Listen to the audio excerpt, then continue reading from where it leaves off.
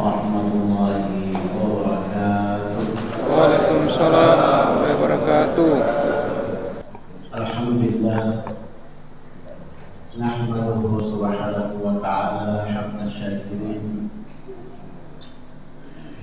wa uthni alaihi bima huwa ahluh wa salawatullahi wa salamu ala nabiyyina Mustafa wa ala alihi wa sahbihi ajma'ina, amma ba'd. Bapak-bapak, ibu-ibu,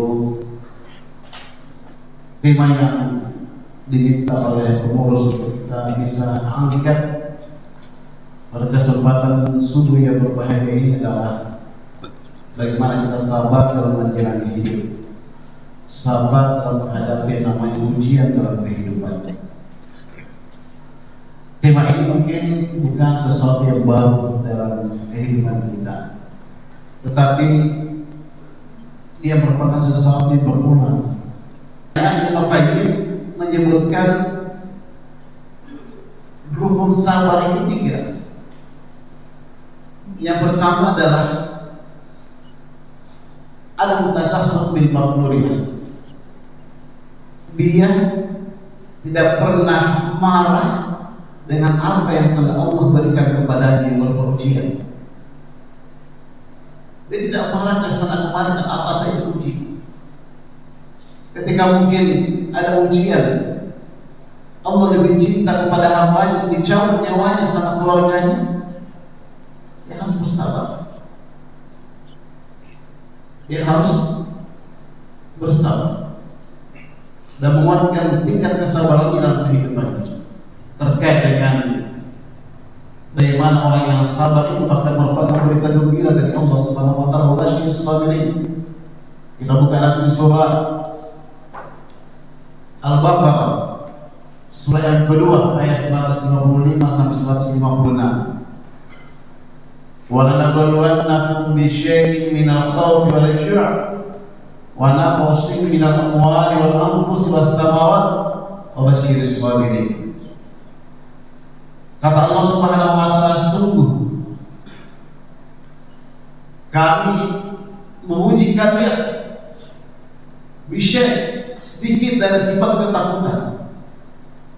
Jadi orang itu takut kena musibah, takut kecelakaan, takut mati, bahkan takut sakit, takut hilang pekerjaan, takut dipecat dari pekerjaan dan seterusnya, takut. Kemudian wajib dengan kelaparan, diuji dengan kelaparan. Yang masuk berbahagia, kita pahami bahwa ternyata kita mendapatkan ujian dari Allah Subhanahu wa taala, maka tentu adalah kesempatan bagaimana seorang hamba untuk dapat meningkatkan kualitas kehidupannya, kualitas ketakwaannya dan keimanannya di hadapan Allah Subhanahu wa taala. Para pemirsa Al-Muttaqin TV dimanapun Anda berada. Kemudian juga antara konsep sabar dalam psikologi adalah kita senantiasa menahan emosi.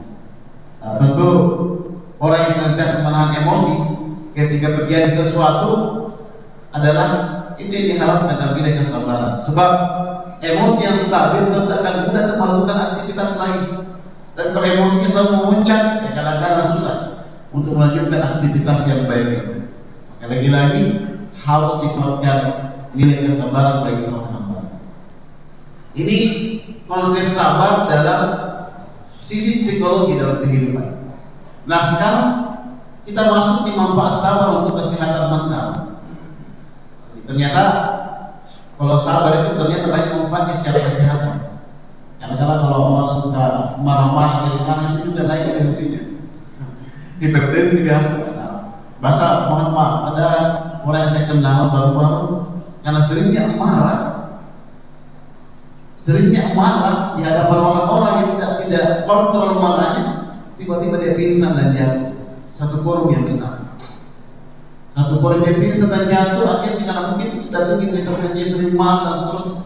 Padahal apa kata Rasulullah, as-sabru idza sadamatil ula, kesabaran itu adalah ketika Kita sedang di puncak pertama, mau sekali meledak, langsung ketahan.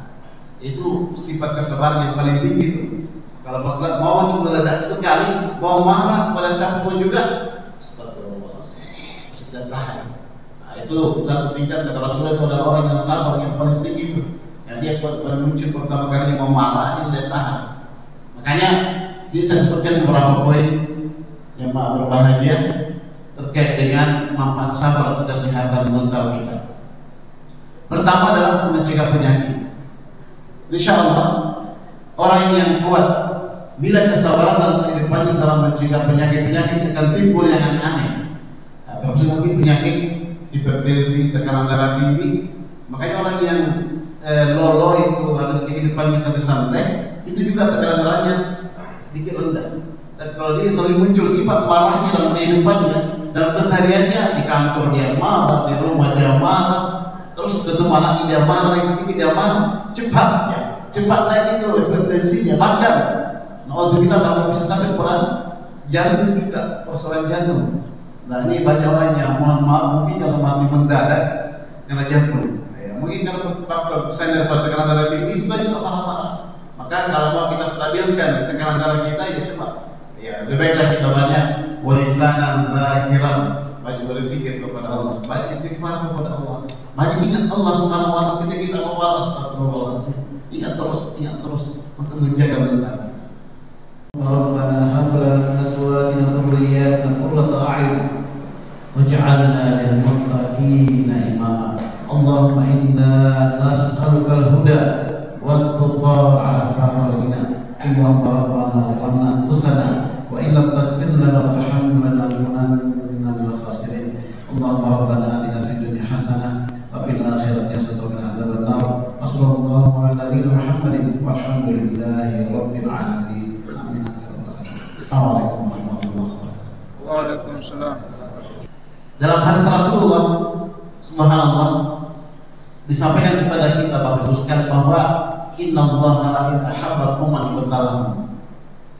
Ini satu poin. Sesungguhnya Allah kalau ingin mencintai seorang hamba, seorang kaum, Allah akan uji mereka. Jadi kalau Allah ingin cinta sama kita, maka Allah akan uji kita. Kalau kita mau mencapai sebuah kesuksesan, pasti akan kita lewati tantangan, rintangan dalam menghadapi ujian itu. Untuk menggapai surga butuh perjuangan. Untuk sukses masuk perguruan tinggi harus ada ujian. Rasulullah menyampaikan dalam hadis Bukhari Muslim, "Walan tu'tu ta'at khaira wa awsa min as-sabr."